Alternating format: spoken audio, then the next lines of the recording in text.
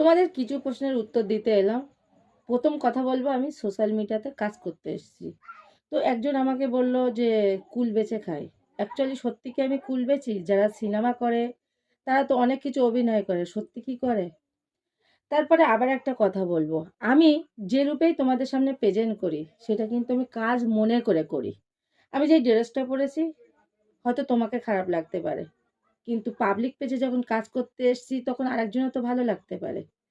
এই সোশ্যাল মিডিয়াতে যে যাই করুক, সে কাজ করছে, পয়সা ইনকাম করতে এসছে, সেটাকে কাজ বলে মনে করে।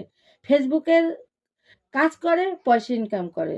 তাহলে আমি কাজ করছি, তুমি মাঠে জোন দিলে সেটা তুমি তুমি পয়সার জন্যই জোনটা দাও। তো যাই হোক, যার যেরকম যোগ্যতা সে সেইভাবে কাজ করবে। তো এটা থেকে একজনা চাইলে কি আর একজনা চাইলে না, তাতে আমার কিন্তু কিছু এসে যায় না।